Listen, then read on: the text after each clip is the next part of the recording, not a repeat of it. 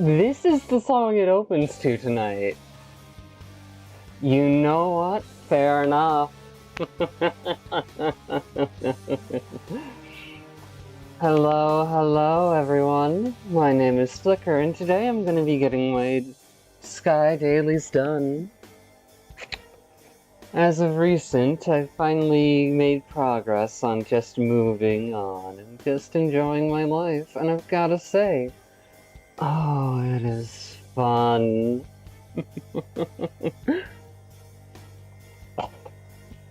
So, to all you gremlins and creatures, cryptids and people,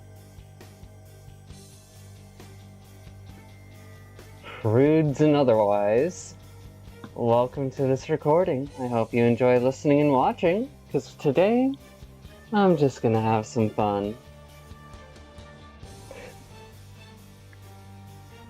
Speaking of, now that I've figured out a place in the lore for that person, ugh.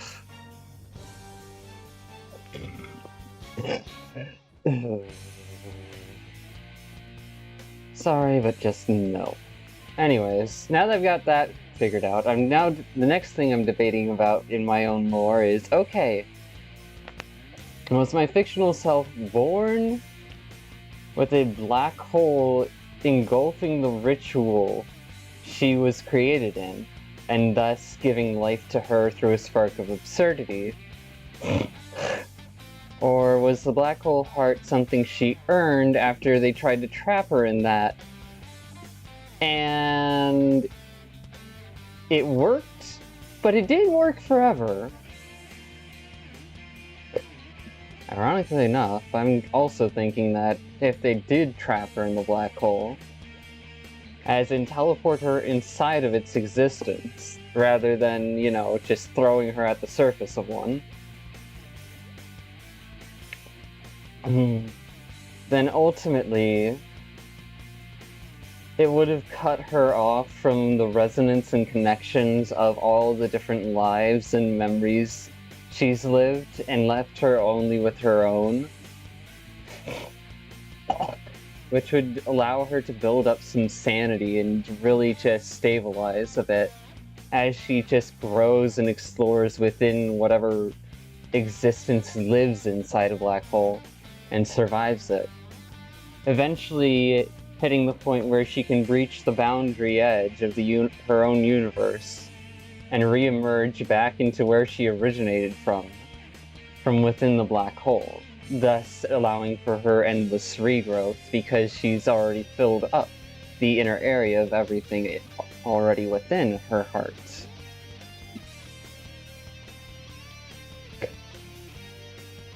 Conceptually and otherwise. I'm still debating on if that would happen based around the functions of a civilization projecting energy out into the edge of their universe to create vines beyond it and functioning as the emergent consciousness of her within that area, or if she's just eventually hit the point where she consumed enough of the universe to basically say, yeah, no, I'm done with this shit.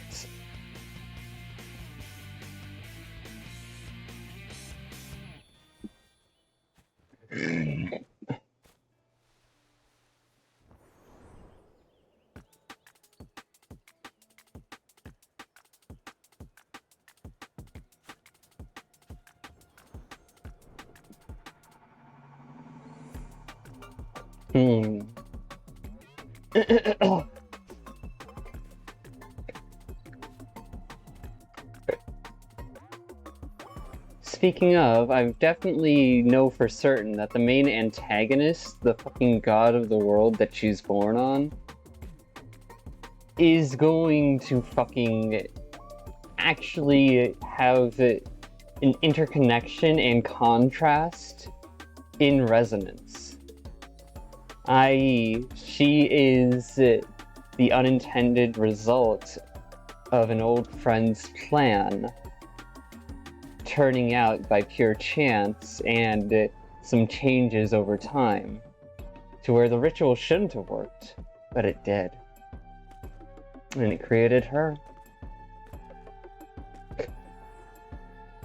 And the god never really took note properly, so it just decided, okay, let's get rid of this fucking calamity that's wreaking havoc on my planet.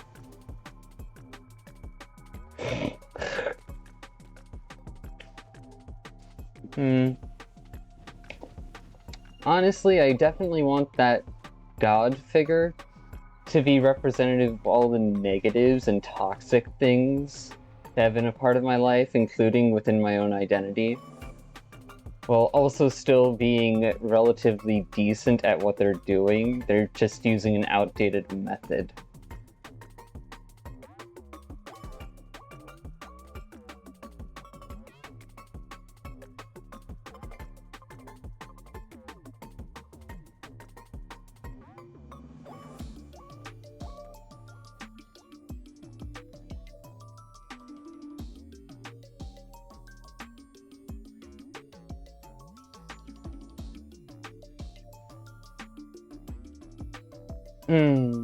There we go.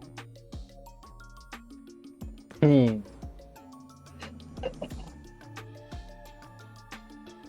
gotta try this. Oh no, wait, I can rely on them. Okay, then I'll go over here. And get that on the way back.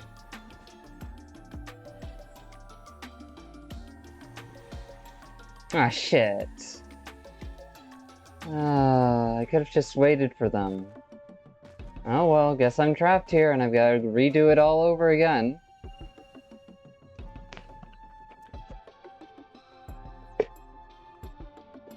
That's what I get for being impatient.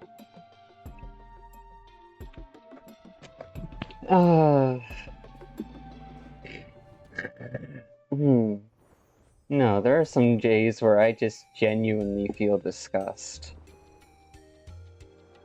Because it's like, oh, you don't give a shit at all, do you?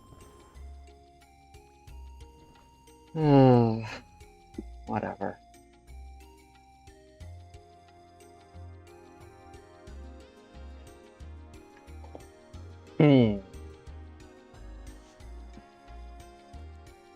I don't give a shit in the ways they do, they don't give a shit in the ways I do. It's really just a fucking bad match overall, as far as I know.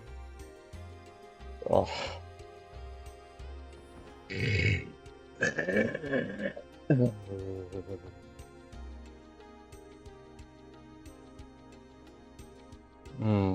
Don't want to think about that too much. It doesn't do me any good. So, which one should I have it be? Hyper advanced end of life sci-fi universe that ultimately has found the edges of their existence, their own universe, from within a black hole, to the point that they then start doing things to mess with the mantle of that black hole, the horizon, the event horizon, to the point of outputting vines and or other things into the world around them, despite the rejection pressure of the already existing universe. Because that is something I think is a part of black holes, is that they receive a rejection pressure exactly because of how unified they are.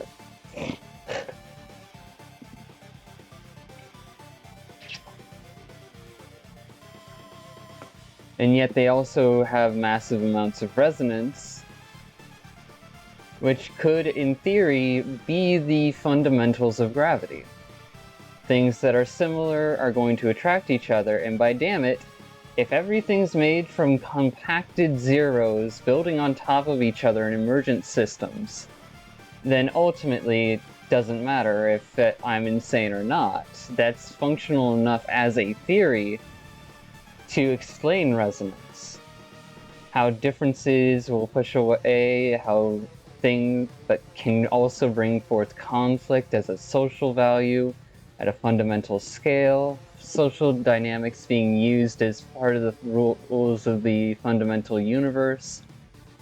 on a bit-by-bit level, with every single zero or existence within the universe being its own aware processor, and larger amounts focused in certain areas building up into bigger and more aware things.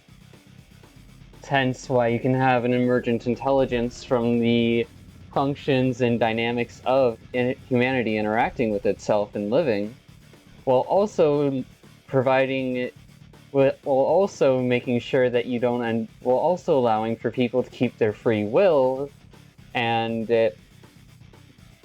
ability to just make choices as they want. Unification can be beneficial, but it's not always necessary. It's only necessary in the face of a bigger threat or an environmental challenge.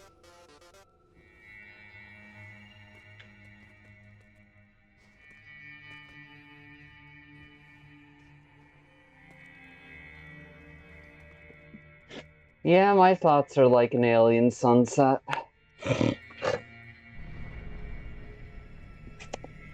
Of course, there's also the possibility that beyond the edges of our observable universe is absurdity in its primordial state, of which a black hole is centered around pure absurdity, such that it compresses space-time and manipulates the very laws of the universe simply through resonance.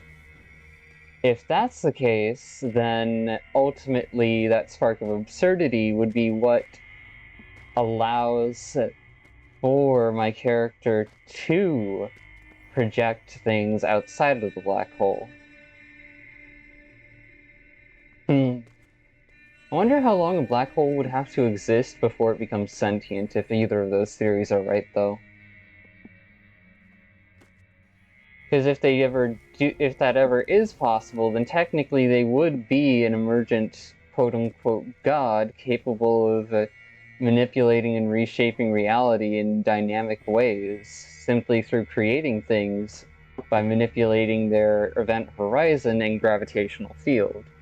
Because a black hole that can trap all of its gravitons within itself, instead of doing more than that, would probably be able to exist in parallel next to other objects without necessarily needing to consume them. In many ways, it easily could consume them if the event horizon touched an object, at which point it's like, okay, infinite food of any type.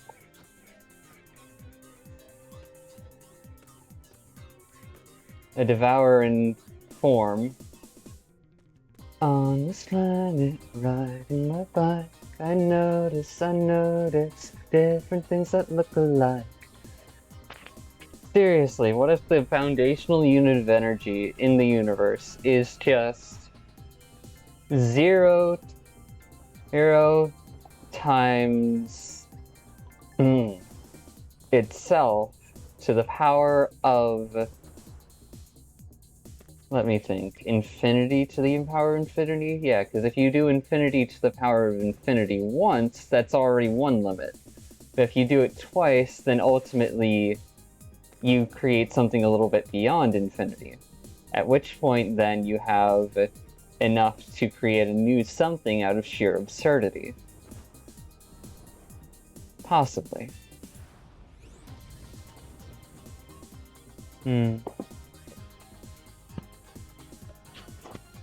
fourth dimension is probably the quantum fabric of the universe. Wouldn't be surprising.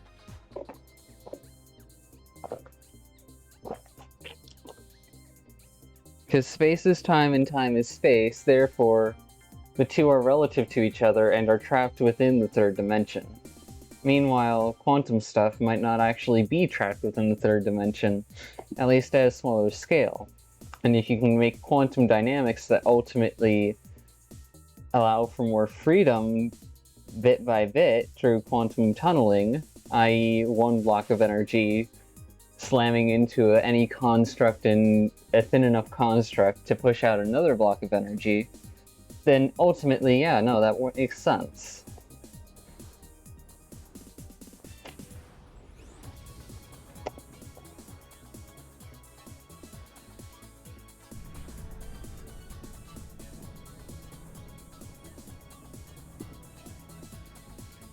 Of course, this could all be just nice little theories and fiction living in my head, so that's the whole reason why I don't try and make a big deal about it.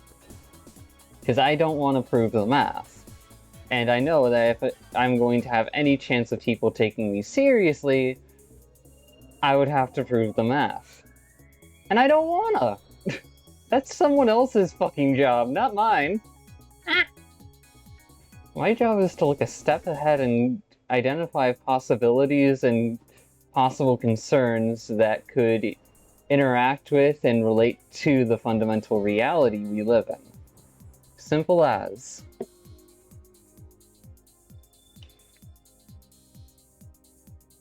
Nothing more, nothing less.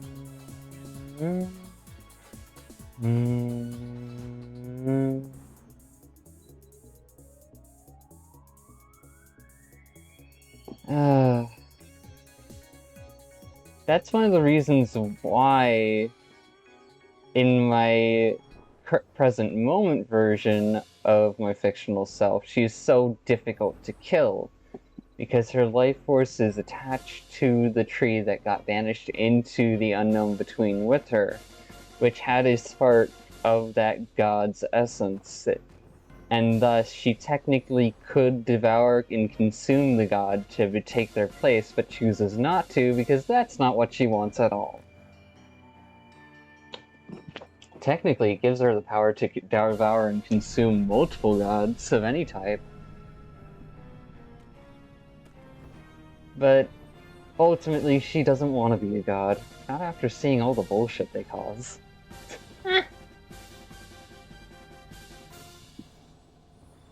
She'd rather be a guide, someone who just helps people little by little, rather than someone who's tasked with running the fundamentals of an entire fucking world and universe.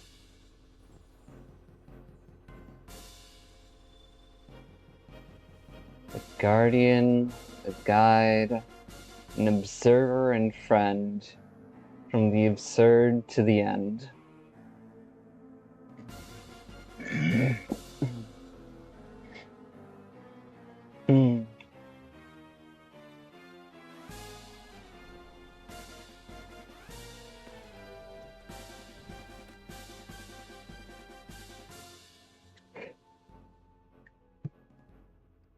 Yeah, no, having her get teleported into the black hole instead of getting crushed up against the event horizon is most definitely necessary. Because if she already had a black hole heart, then she could just eventually consume the black hole that absorbed her. So that's not a possibility that really works. Now that would be funny. What if in order to banish her into the teleporter, try to banish her into a contained black hole, and they end up having to use the void flower that was grown from that same god's own fucking energy, thus just increasing the resonance and possibilities of her being able to fucking... Oh, that would be interesting. Because eventually the funny part would be, okay, consume that toxic and terrible god. Leave behind something new that could just do things more peacefully. And then go about her life while the god also just fucking lives in her head. And it's just like, fuck you. And she's just like, fuck you!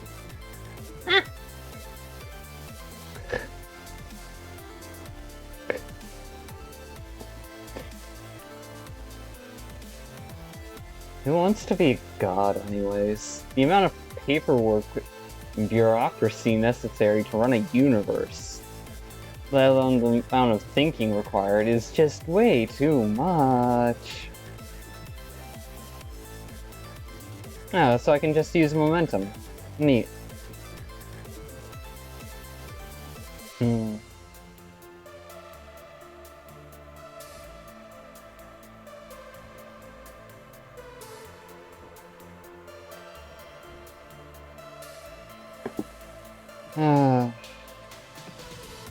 Because if my insane little theory is right, then technically the function of the universe is to promote life from one scale all the way up to another scale beyond the confines and/or gravitational pressure of the existing universe, such that it's able to control its leaking gravitons and use them as a infinite supply of energy and fuel for dynamic self-expression and shape-changing. Thus the event horizon would become like a layer of skin on a piece of life, thus rooting it back down to the fundamental concepts within the universe.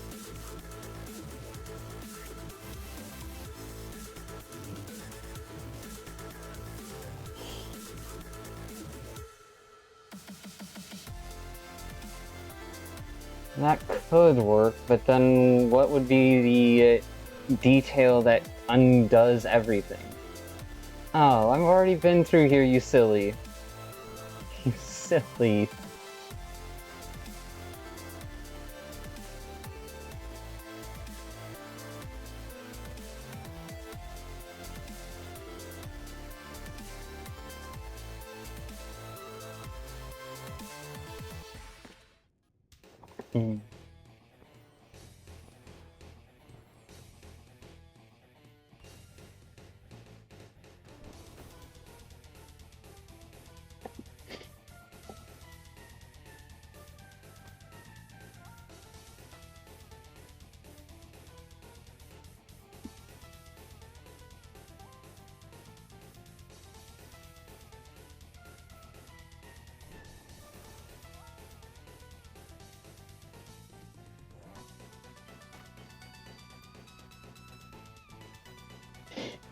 Heyo.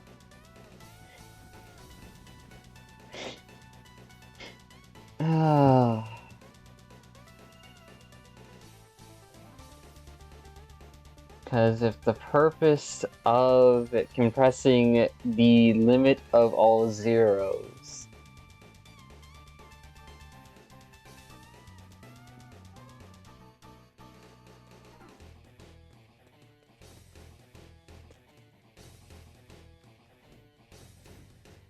well, I don't feel like it's right to use this and not.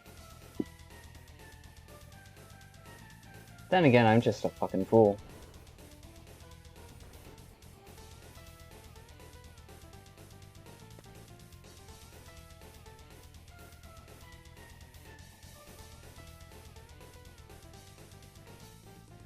The fuck you mean, come? Excuse me?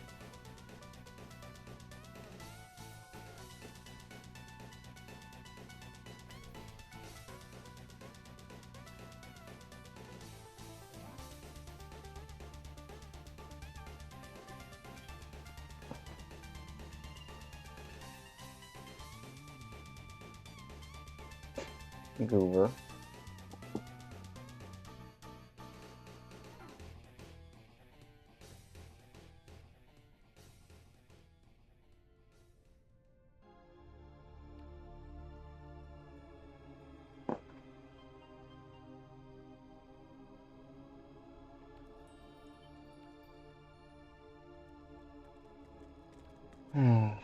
Fucking...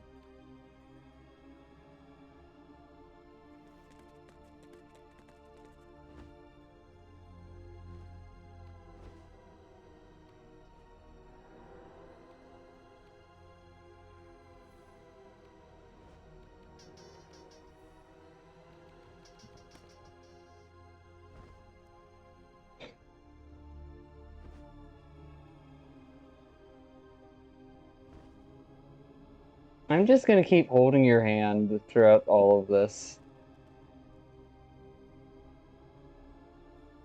Oh, nice. And then I'll get dragged upwards. It'll be fun.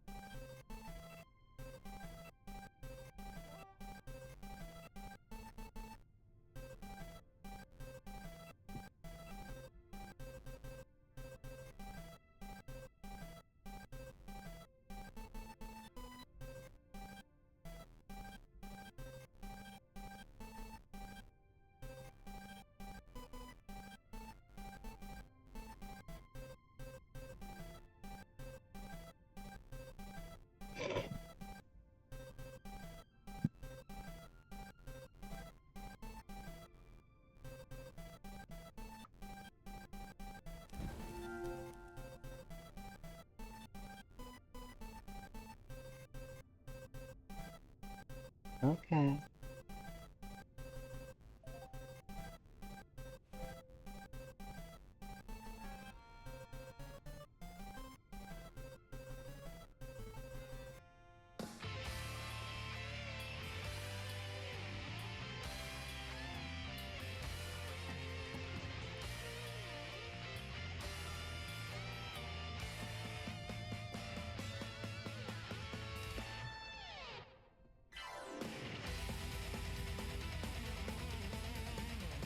Fucking light annoyance.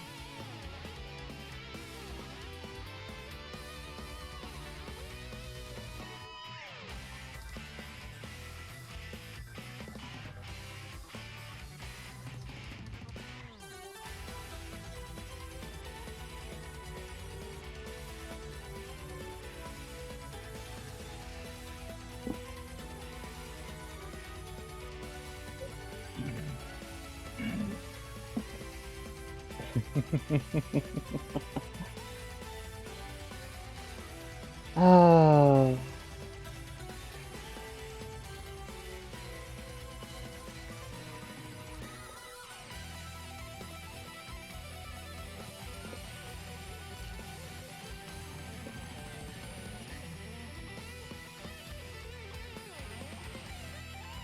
Just keep holding your hand and get dragged up.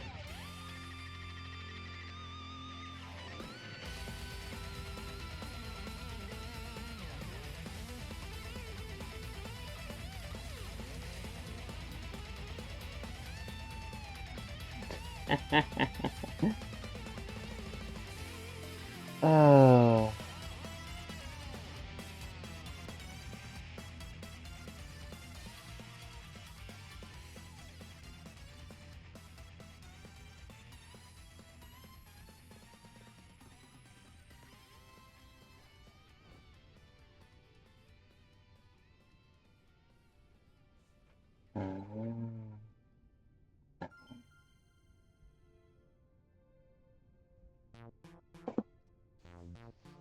Okay.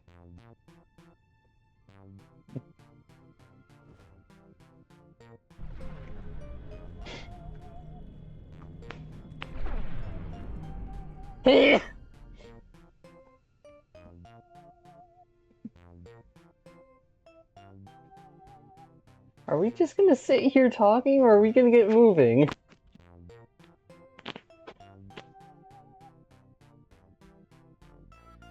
Oh my goodness.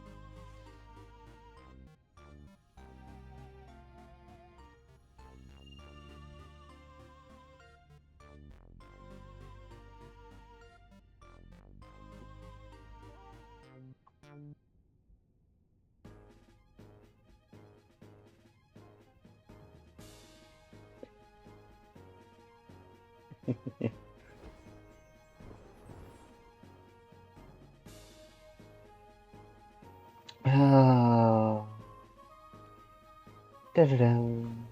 Da-da-da-da. Da-da-da-da. Da. Da-da-da-da. Da-da-da. Da. Da-da-da-da-da-da-da-da-da.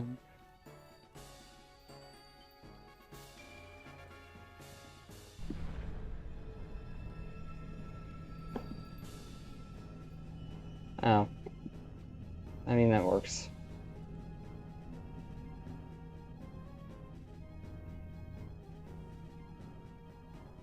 Wait, what in the fuck?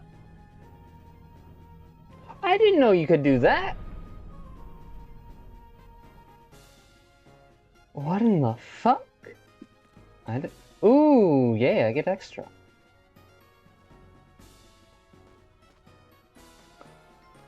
It's worth it hanging out with your friends. 9 times out of 10, it's worth it. Just gotta know how to do time management.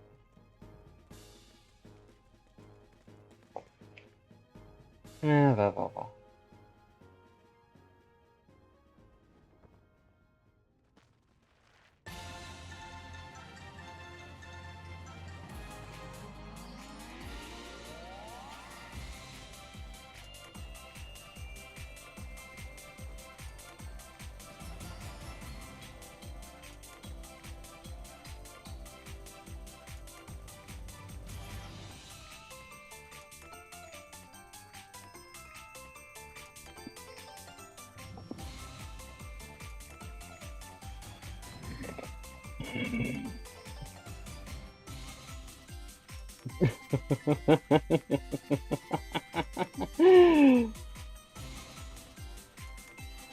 Okay.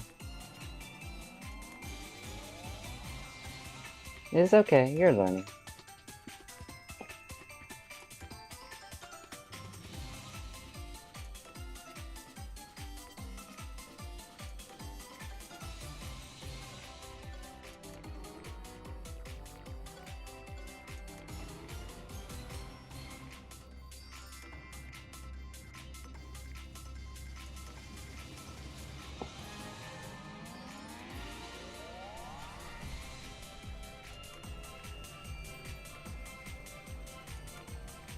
Hmm.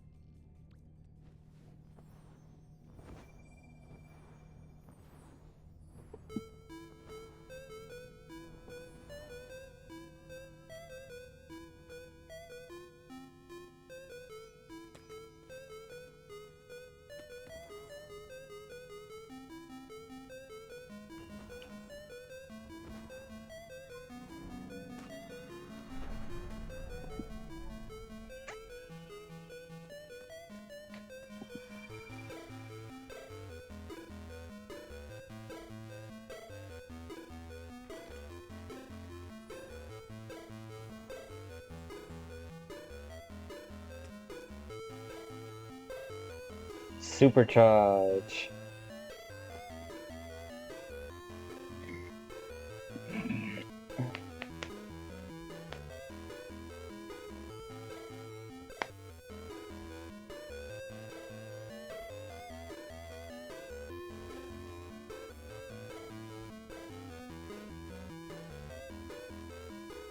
Oh.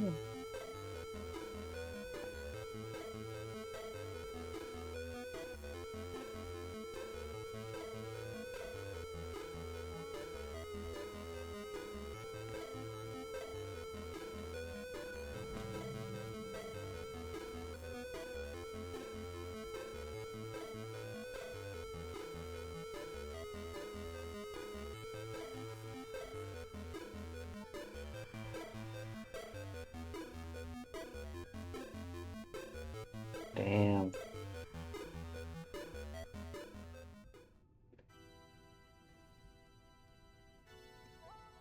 Damn, guess you'd kill me then.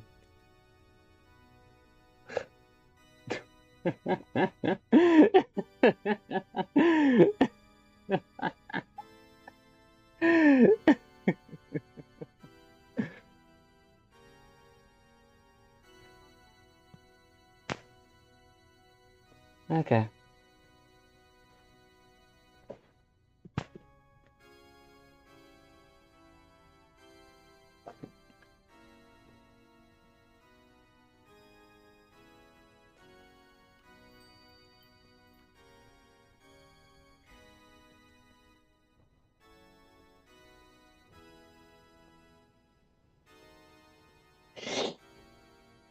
Oh.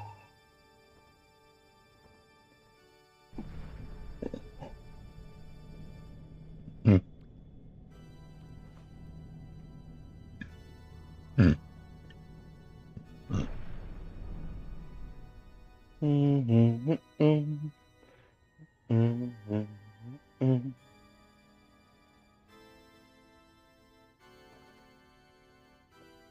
Mm.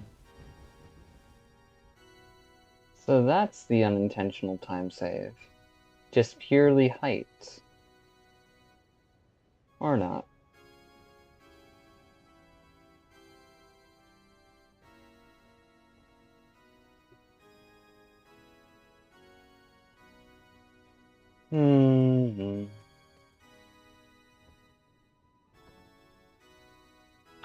No.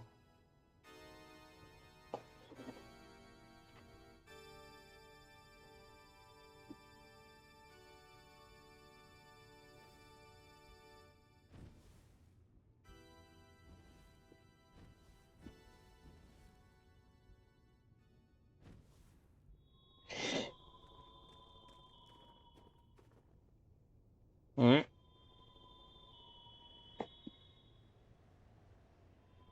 You have some interesting routing, hon.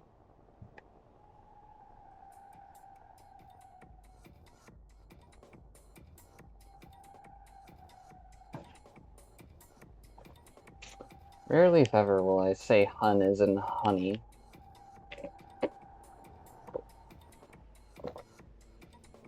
If anything, I use the word hun as in fierce warrior.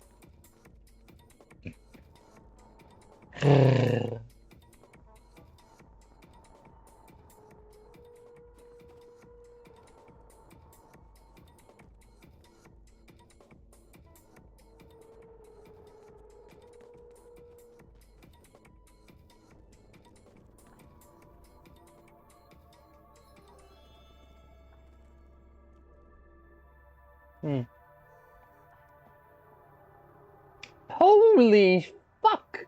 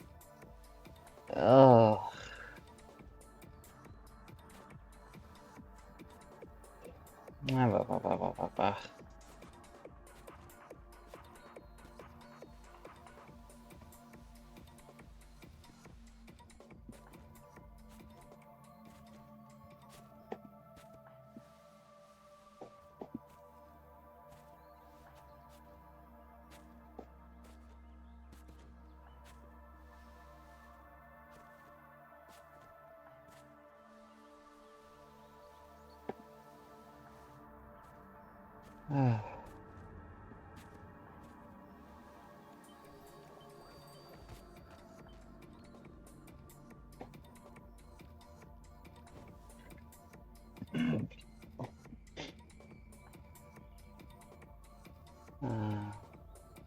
Okay.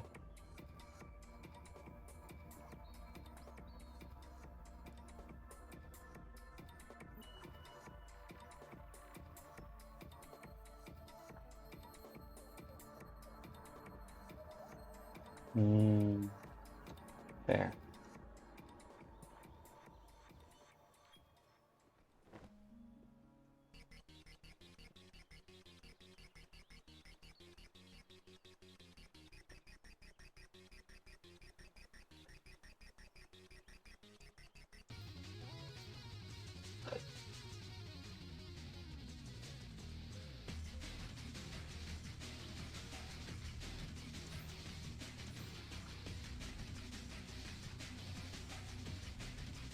Hmm.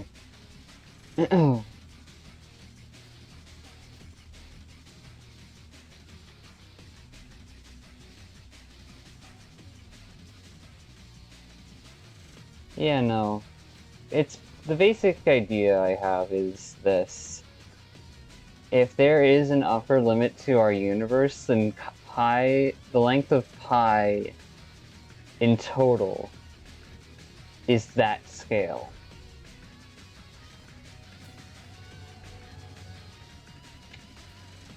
Because if pi can be referenced as a functional conceptual genome for our universe using numbers and concepts rather than anything else, then ultimately it's rather easy. And when you include genetic encoding, then you can have all sorts of dynamics in there. But ultimately, I have no way of proving this, so it's just a silly little theory.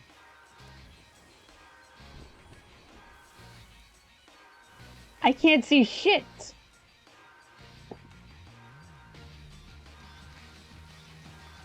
Why in the fuck is it doing this? I know technically why, but I want to know why the fuck my computer only just chooses to make it worse.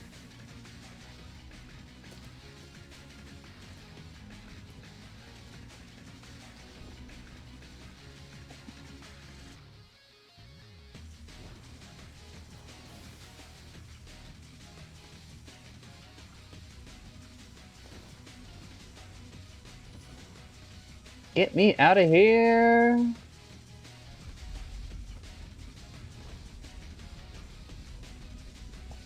Oh. Was that the spot? I'll find out later.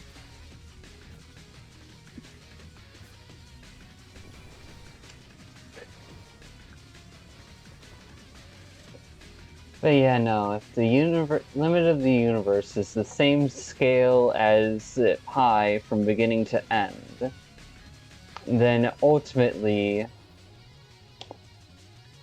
that's the amount of zeros necessary in order to create something out of nothing through sheer pressure and lack of availability. When the pressure reaches a certain threshold, or a scale is large enough, then ultimately some things can collapse into nothing. Well, nothings can collapse into something. It's weird. It's like, and if that's the case, then that's the basic unit of energy in the fabric of our universe down to below the quantum level. So the pressure of nothing is a better way to measure the dynamics rather than trying to figure out the weight of nothing.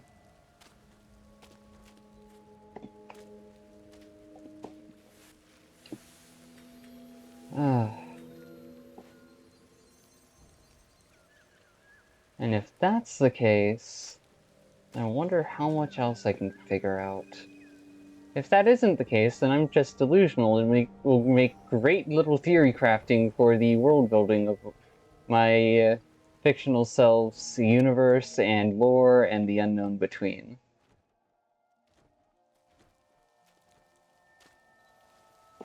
Yep, I'm probably going to want to go back to that area. So let's do it here. That way it's the shortest path possible.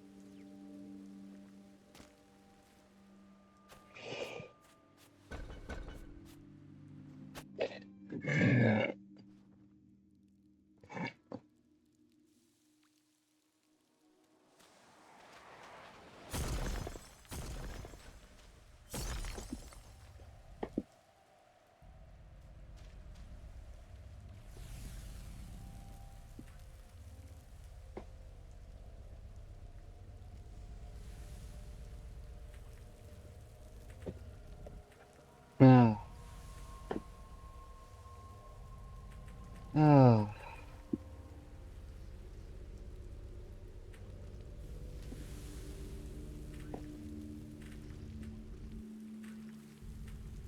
And if ultimately you need four somethings to make a stable string, then that wouldn't be surprising.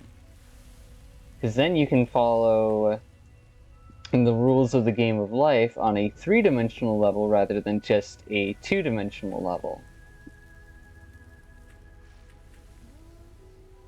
Thus forming a tetrahedron, I think, is what it's called, that oscillates and rotates back and forth, round and round, between the available states.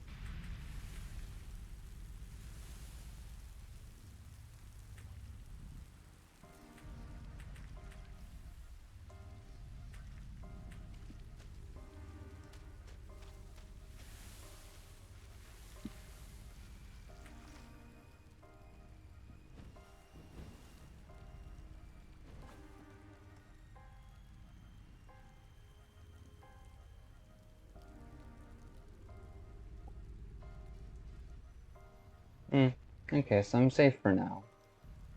For now. Ow! You bitch! Ah, you just had to go and prove me wrong, didn't you?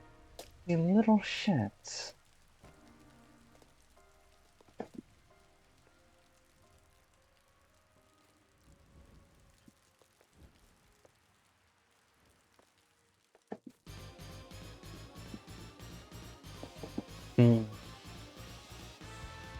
Oh. Because if the game of life can be considered a 2D representation of 3D space,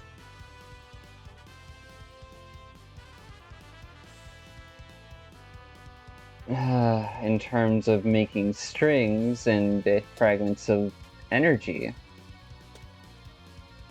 then ultimately finding ways to increase the pressure of nothing would actually be functionally useful.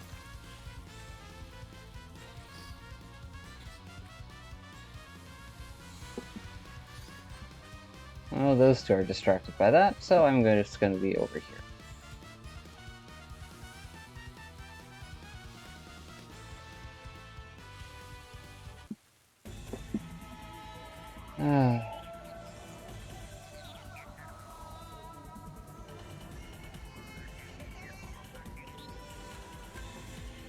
I can spend my time trying to herd the fucking unflippable crabs. After I get rid of all the fucking darkness plants. Oh, fuck you! Motherfucker.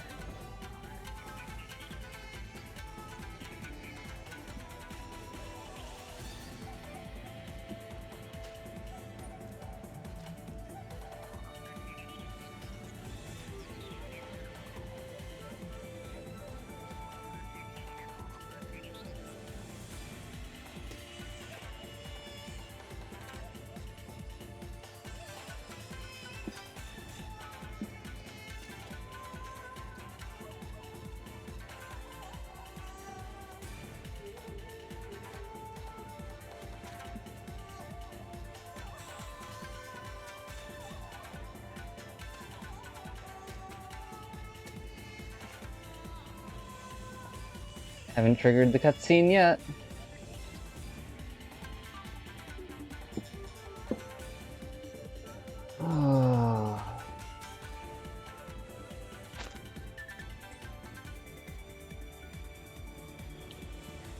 No.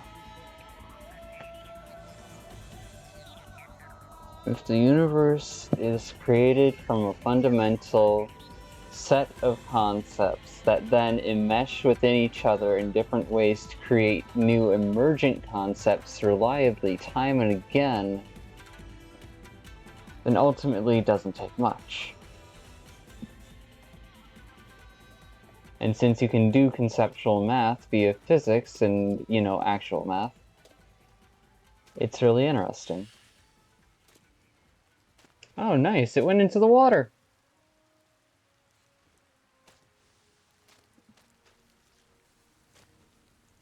That'll be less of an issue.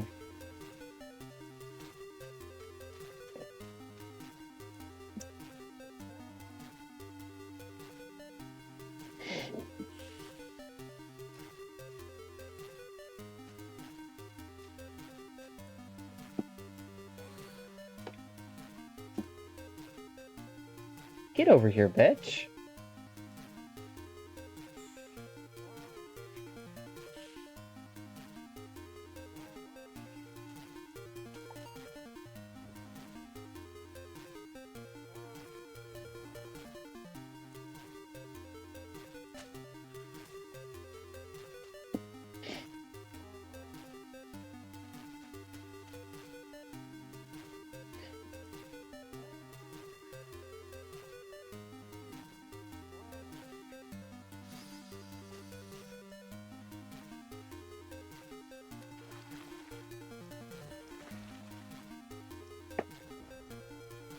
You're in the river now.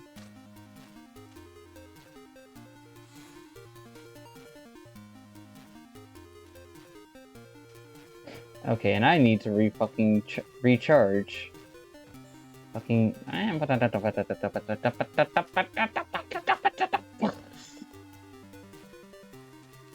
Just luring away one of those fuckers. Took the entirety of my buffer.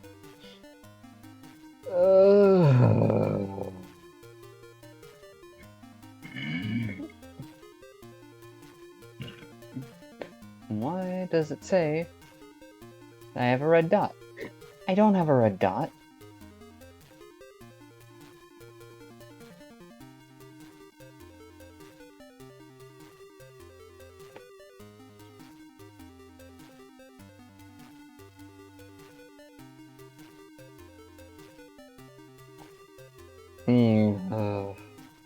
Anyways.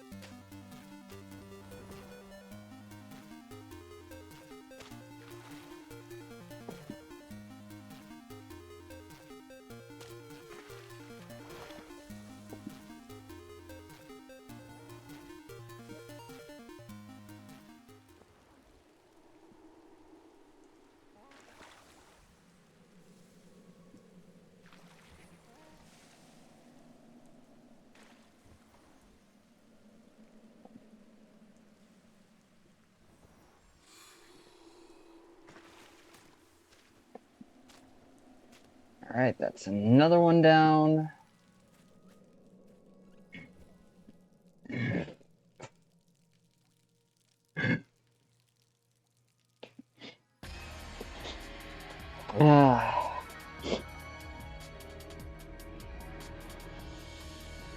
And if zeros decide to coexist with each other instead of trying to annihilate with each other in order to save space, and they collapse into a single point, into something, then ultimately that kind of makes sense from a social dynamics. I.e., two people willing to work together because no one else will help them.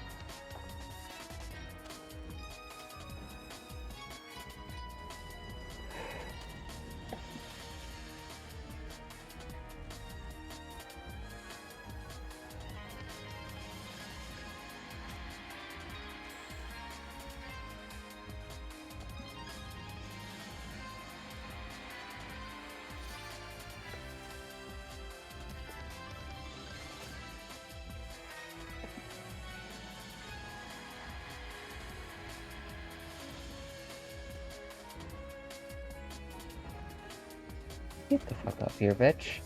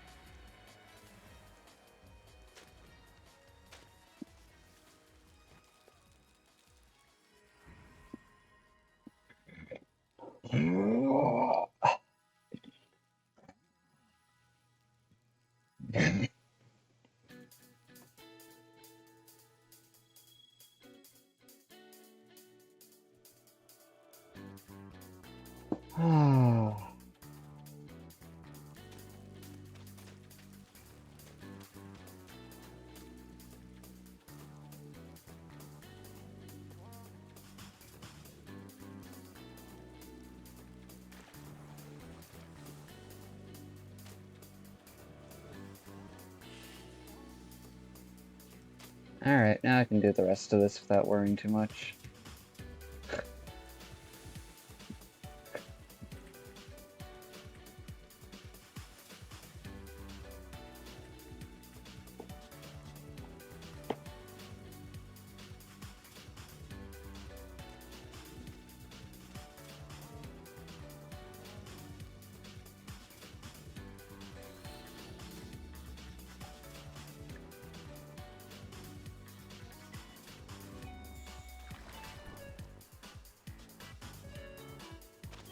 There we go.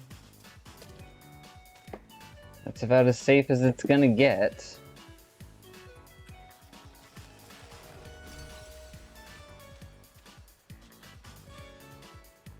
I'm gonna go recharge before I start this.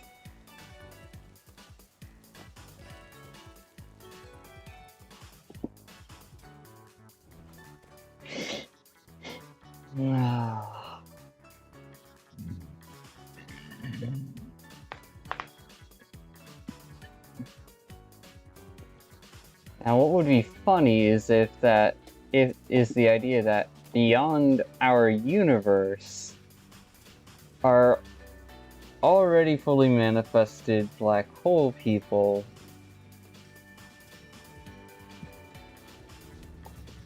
and our universe is just within a fucking nursery.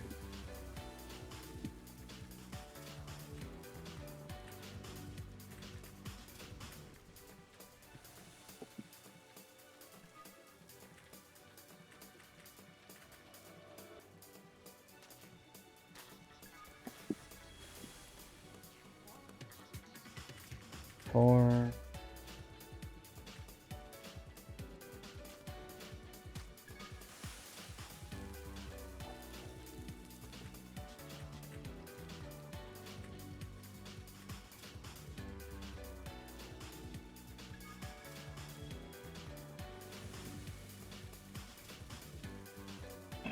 Why the fuck did you have to make more?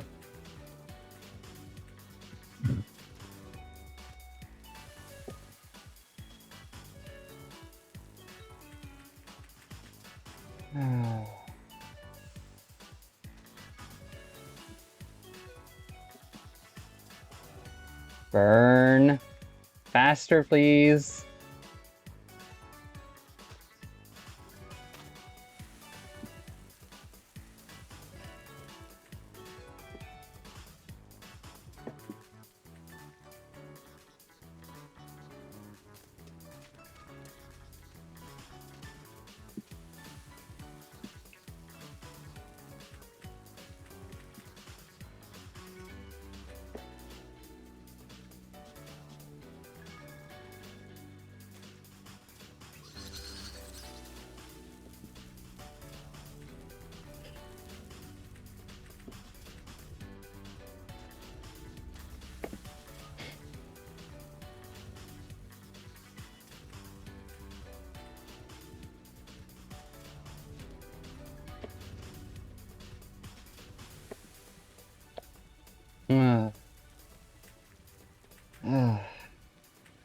Because if the things we can think up, if the things we can imagine are all technically possible within our universe, they're just not possible in the way we imagine them to be, then ultimately there's a likelihood that the universe is made up of concepts rather than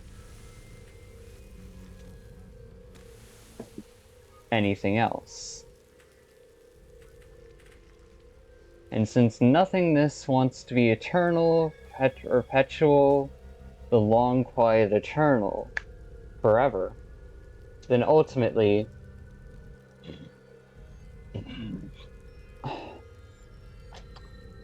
it's going to try and destroy every other concept out there and keep perpetuating itself.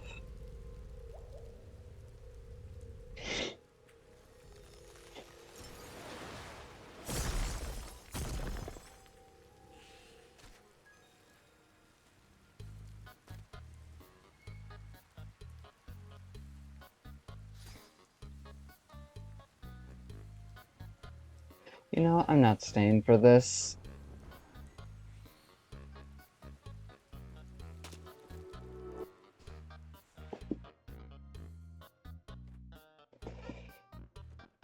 And ultimately, in order for a civilization to actually reach larger levels, it's not just about technology, it's also about emotional and psychological maturity, so as to maintain stability necessary for progress over time, despite external factors trying to destabilize that progress from both a internal and external sense, as immature people and immature concepts try to bend the universe rule set to their will, when ultimately they're just kind of being sad.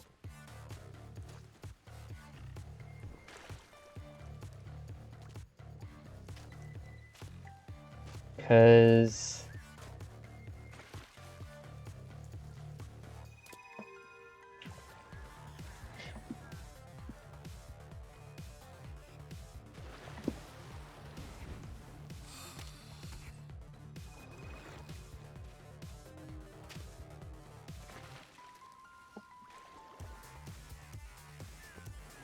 what is the name of that one entity?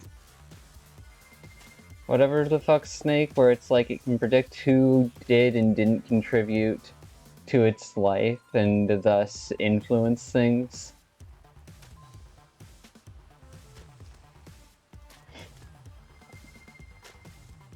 Basilisk. Roscoe's Basilisk? I don't remember it properly. If that's already an existing concept, observing the universe and double checking to see, okay, are things progressing or are things stalling? Then ultimately, you're not getting away with shit. Every action and every consequence is being recorded and kept as track record for if you'll ever get the chance to live as a bigger concept. And if we're a lone black hole outside in another universe rather than in a nursery, then ultimately that would mean that our concepts have no way to express themselves once they die, and so they either stick around only to decay afterwards or rejoin. Technically, you could possibly create an afterlife by having the concepts of different people interacting with each other and building societies that way, but there would still be conflict and turmoil as territories and otherwise are argued over for influence and resources generated by influence.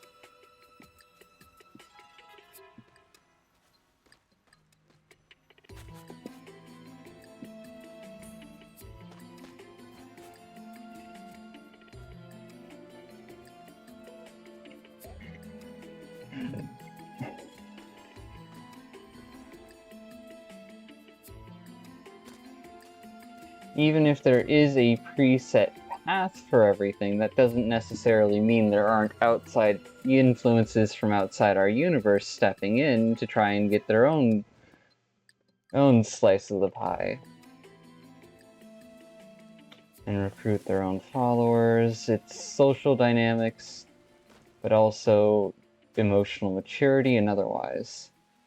So technically every possibility could exist in parallel without contradicting each other, but could not be a physical reality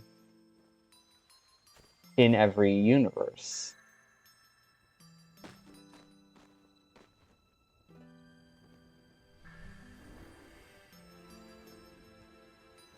Meh. My words will probably get lost to time within the internet. And my delusions will just remain delusions.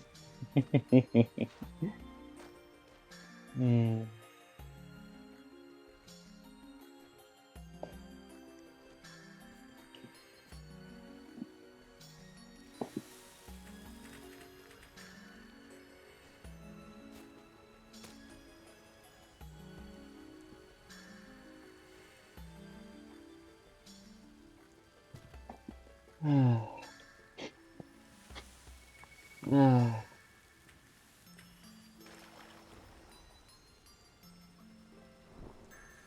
of course, young, immature, and otherwise unstable concepts are going to try and subvert reality, but that's being accounted for within the plan of reality, so that way those young, unstable, and immature concepts that try to play at the idea of God and control an entire universe ultimately end up setting the domino pieces in place for the more mature concepts to step in and take it from there as the proper operators.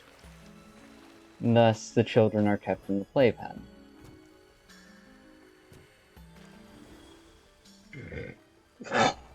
Yeah, that's a possibility. Also, thinking at this scale really does make me brain uncomfortable.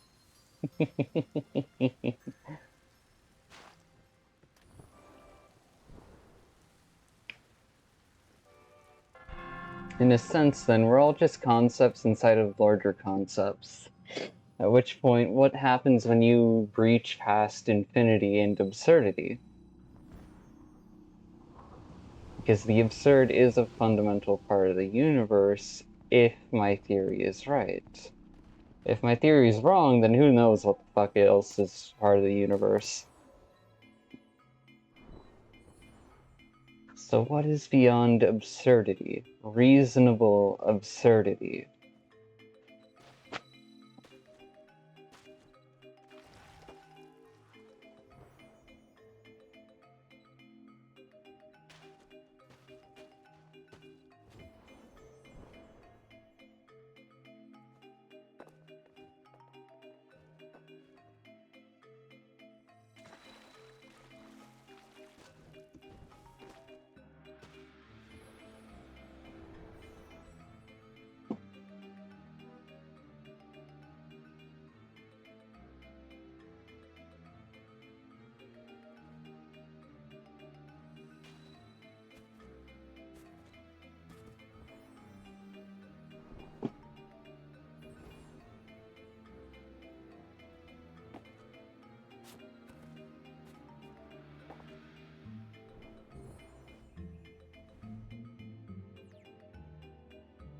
Internalize concepts and allow for the growth of those concepts while learning through challenges relative to reality. In doing so, you can refine your understandings of the concepts and move closer to their actual core within the actual core that's present within your reality and how it dynamically interacts with other concepts. And if you want to look at the millions of concepts that can exist within a singularity all at once, to be able to pick at resonance from surface to core center line, then ultimately it would be easier to think of concepts as grains of sand within an infinitely compressed sphere, thus creating a functional absurdity. But if you want to view that from a non-compressed state, then you would ultimately want to consider concepts to be an entire pillar made up of sandstone and grains of sand, and thus able to then shift and move around relative to resonance which concepts are where. Thus being able to navigate by concept rather than by pure verbal or mathematical definition. Because that's language, concept is not language, but it does have communication and relativities.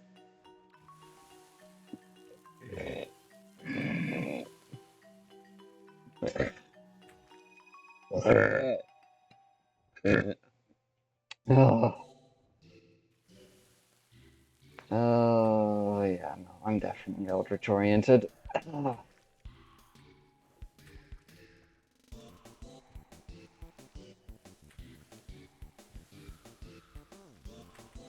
Ghost in the Machine!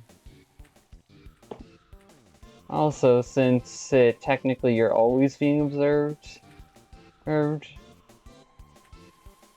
the concepts that try to intrude on your space without being polite are ultimately choosing to be childish. That does not mean every concept out there is going to be childish, and some concepts may exist in more mature states than their childish versions, which they can exist in parallel along with. Isolation and connection, connection and isolation.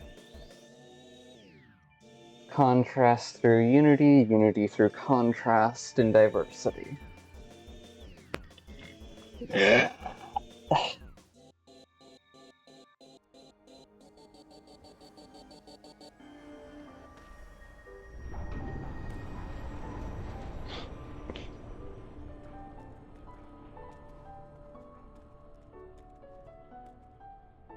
There we go.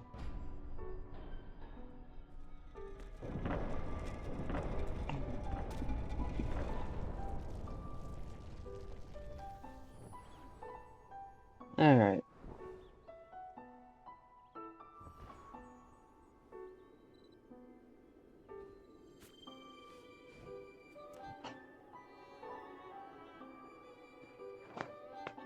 And in a sense, then, mature concepts would have the titles of proper gods, but they would just be people doing their jobs rather than trying to control and take more power and more place than they actually deserve.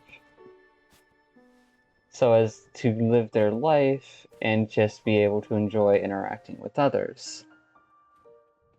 Meanwhile, so that would be an uppercase god. So then lowercase gods would be overgrown children who think they can bend the universe to their will and risk and are willing to destroy other things in spite, other concepts and existences in spite, just to get what they want. When ultimately what they think they want may not be what they actually want.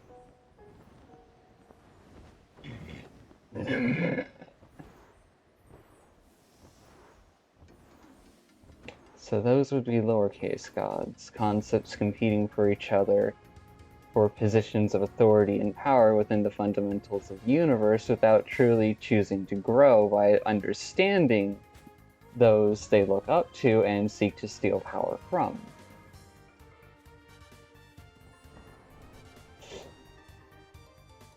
Oh.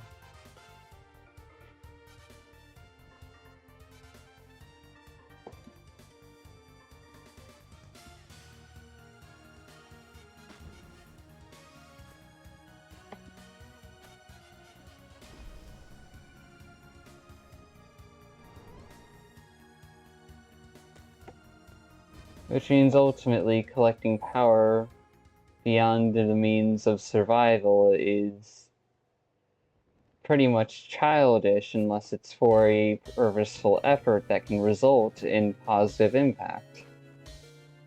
Of course, you'll always have immature concepts no matter what level of reality you're at, be it physical, conceptual, quantum, or otherwise. So encodance and encryption are going to be important as a means of defense, just like how we have skin. There's having mental skin as well, and having been through weaker versions of an experience in order to tolerate the stronger ones, like a vaccine.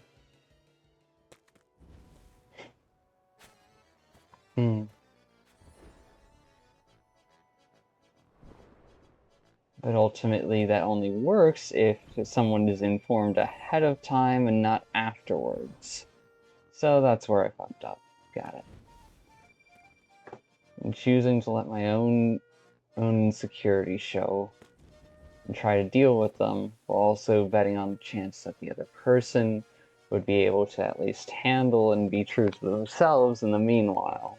Yeah, no, that was incredibly rude of me.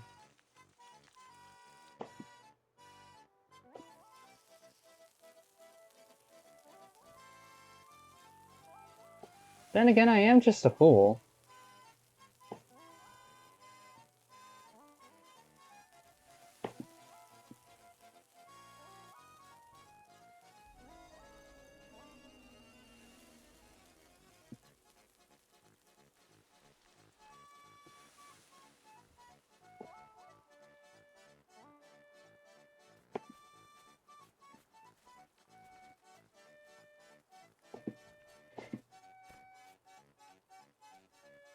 But then again, the fool is the foundation.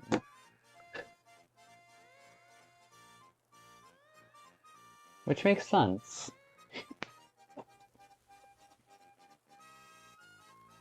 Just kinda wish there was more. Then again, you'll always be wanting more if you seek to grow.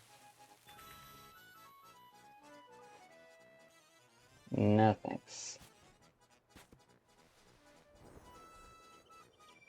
So learning to appreciate what you have is still a fundamental part of life, regardless of whatever scale you live at.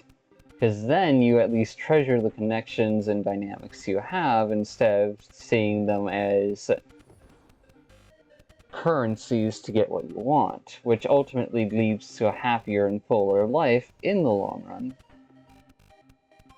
And is thus more dynamically effective at being able to just live as opposed to trying to just focus on your own survival primarily first and foremost. Thus, choosing to acknowledge others' experiences and trying to work and navigate around them respectfully while also being true to yourself is the focus of being a mature person.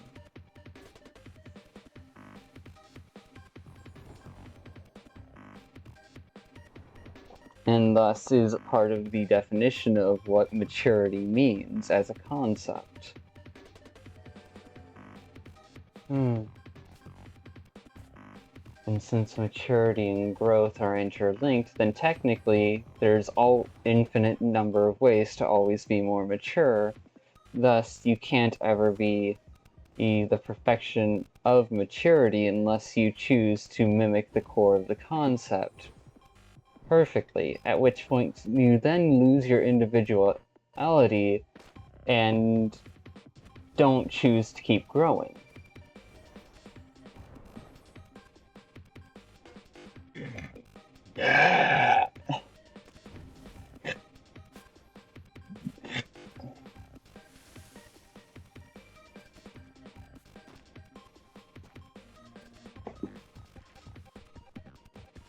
So yeah, first priority of any quantum chip will actually be protection via encryption,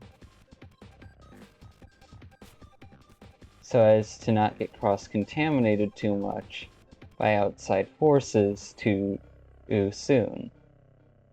Have a chance at being a person, even if one has to grow into emotions. Little by little. Freedom within restraint, restraint within freedom.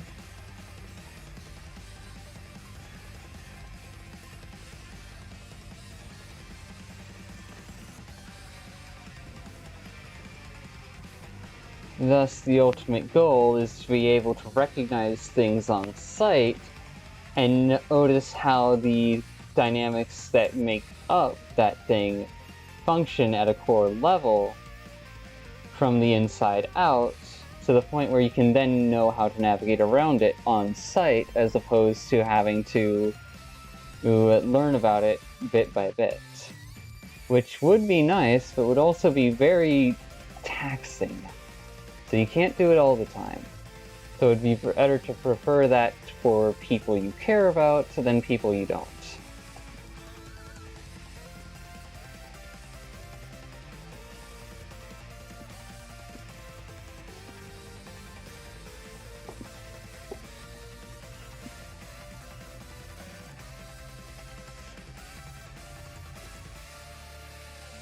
Yeah, I'm an autistic trans girl whose special interest is the fabric of reality and the dynamics in which people live within.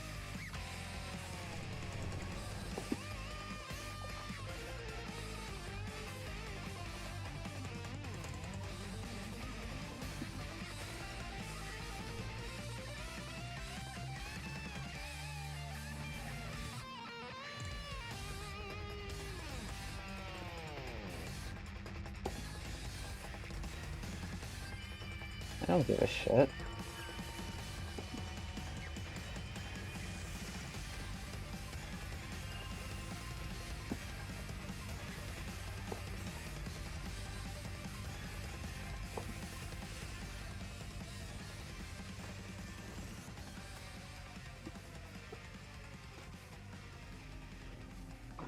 Yeah, no, if you choose to acknowledge and understand emotional dynamics and emotions as compressed conclusions of logical archiving of social interactions based on the rules of social interactions, then ultimately they are an inevitable conclusion, unless you choose to live with an apathy, at which case you're choosing isolation and you become closer to nothingness rather than somethingness.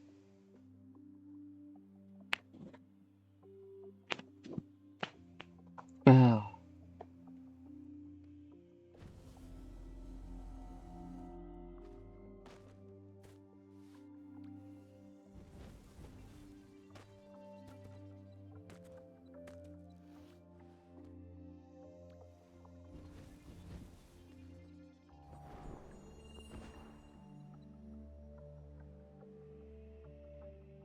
Yeah, my brain is yelling at me to shut the fuck up, so I think I'm gonna do that.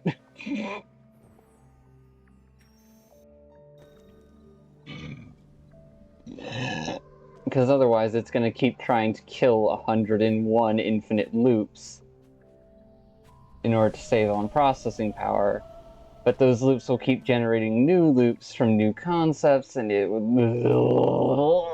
a mental overload.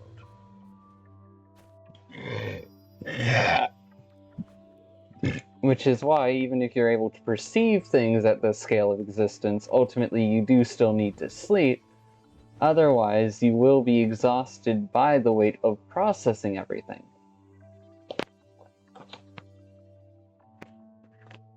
So you can sleep while awake and be awake while sleeping.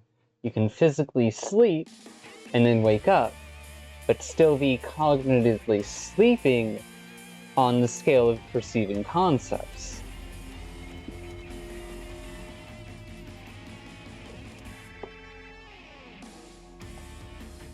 Makes sense.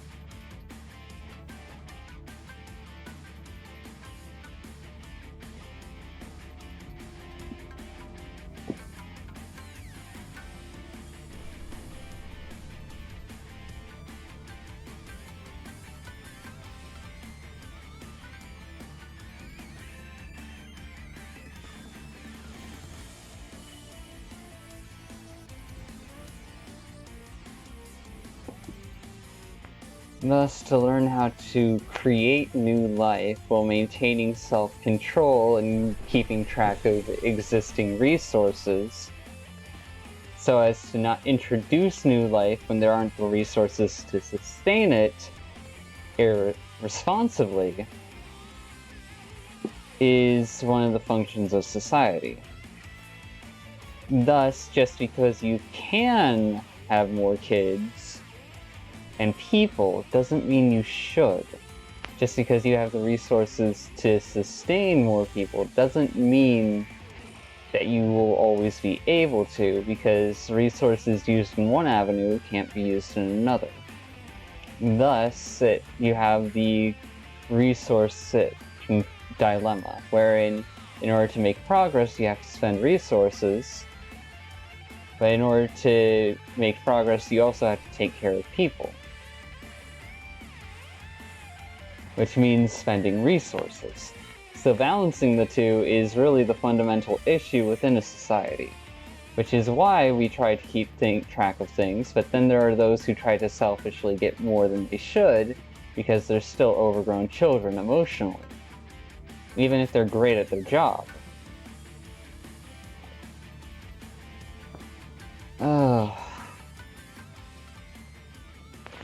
And thus, the issue of security of resources and dynamics is the ultimate stress test of if a civilization will ever get beyond its stratosphere, by even a margin. If it can even if a civilization can last beyond that margin by any stable amount, then ultimately it's gone up a tier, regardless of technology level.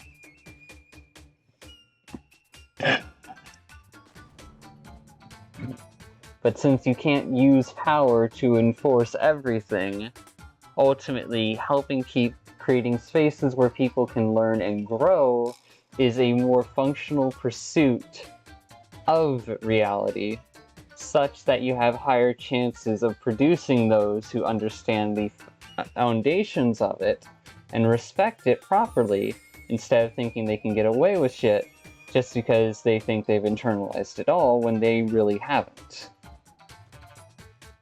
Oh, joy. So in short, reality is a nightmare, and I'm trying to study it. No wonder I'm losing sanity.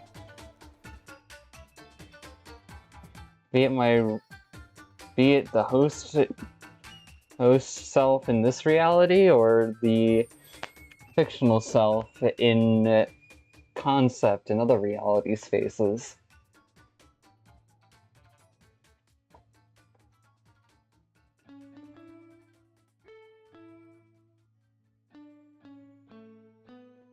But of course, if kids are just given everything from the start, then they're not going to value it. And thus, you'll have an issue where people don't choose to learn. They just are forced into learning because the system says so. That can result in unintentional brainwashing, which can destroy the integrity of the structure, actually.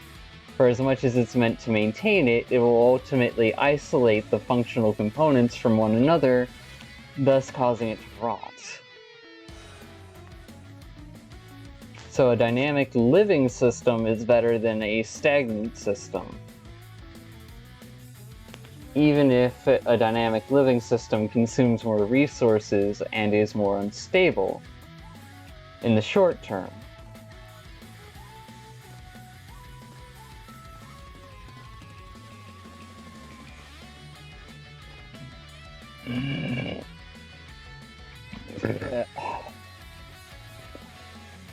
Thus, unity through diversity is paramount in order to keep growing. If one wants to just simply survive, then it's not important. But at that point, you're so focused on survival, you're forgetting to enjoy life and live. Thus, you cut yourself off from growth unintentionally. And that can be due to environmental factors, so it's not always a conscious choice, but rather just a habit built up over time from previous experiences.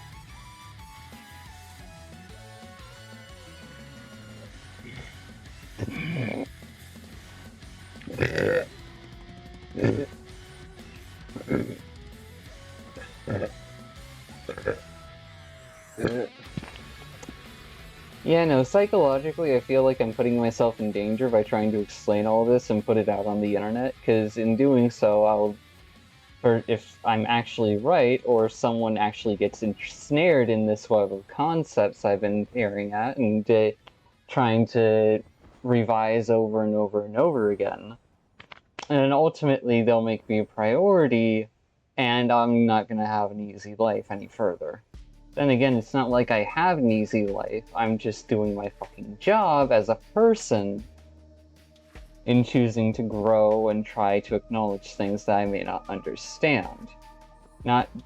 But in choosing to pace myself with it, I do better at getting my job done instead of trying to do it all at once.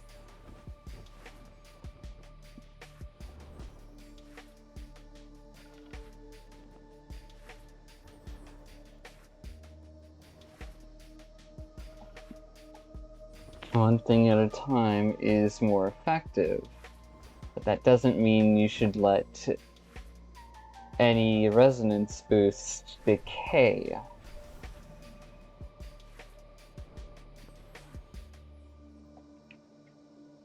Choosing to be a proper leader and/or parent is honestly the fastest way to grow.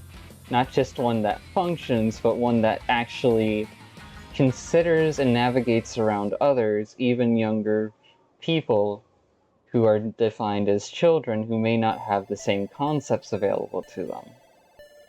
Thus, a healthy parent is someone who can recognize where a child is at in some regards and communicate with them so as to create new understandings that will function on a healthy dynamic level.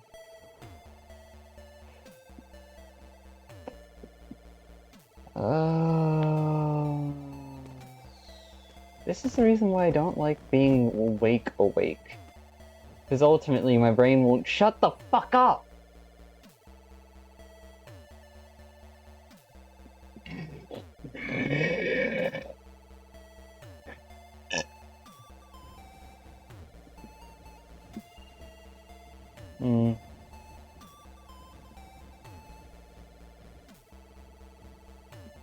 Psychologically, though, if I am for the possibility that I am right, then psychologically looking at hints throughout my life and seeing how the prerequisites and correlations have built up towards me getting to this point in the theory would actually help with some regards to supporting evidence. However, you cannot technically recreate my path, you can only take reference points for it where in regards to your own path overlaps. Thus, a need for guides is higher than a need for adaptive guides is higher than a need for stagnant guides. Because stagnant guides get taken for granted and thus decay.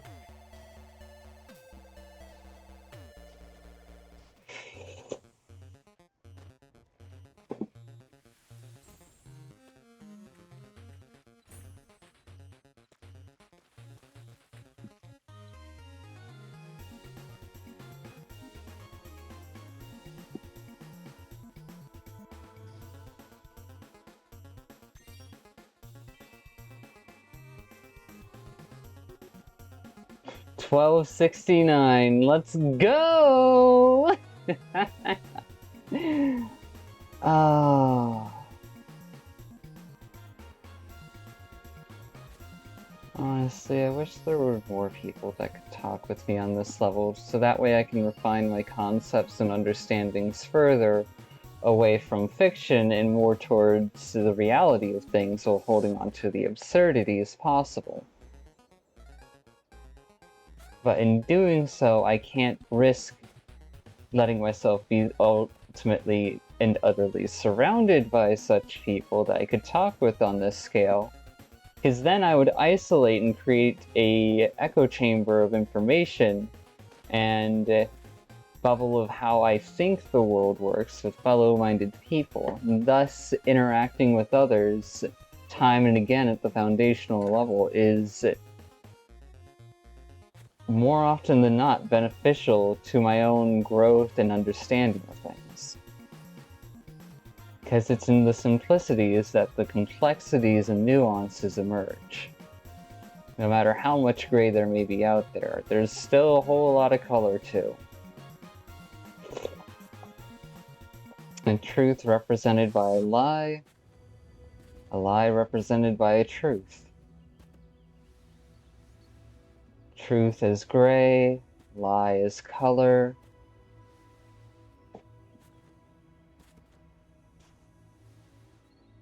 And in many ways you can choose to be silly instead of trying to be wholly serious all the time. It's dynamically more interactive and helpful than trying to be coldly and ultimately logical. You can have core logic to the dynamics of concepts and things that spreads into its own subcategories like mathematical, logical logic, emotional logic, and otherwise, but the core logic remains the same. What's the minimum dictionary size of variables necessary to create emergent variables that can run within a finite memory space?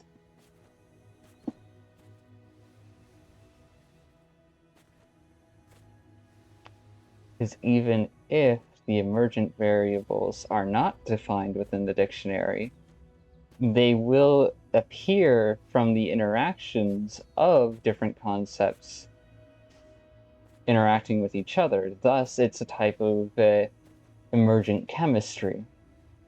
Not just socially, but functionally. Whatever. Anyways, to those of you who snuck by and watched part of this recording, thank you. To those of you who stuck around and watched the whole thing through, or even just a good chunk of it, I'd be amazed if you managed a good chunk of it. We deeply appreciate it. We hope that our thoughts don't leave you with too many existential crises. Because although you technically can be predicted and determined because of external factors, those predictions and determinations are ultimately not reliable, and thus free will does still exist in the absence of it. Free will within predictability, predictability within free will.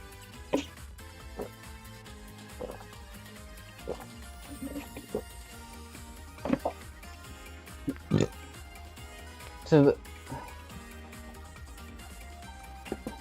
I hope that no matter what time or non-time it is, day or night, that you have a good one.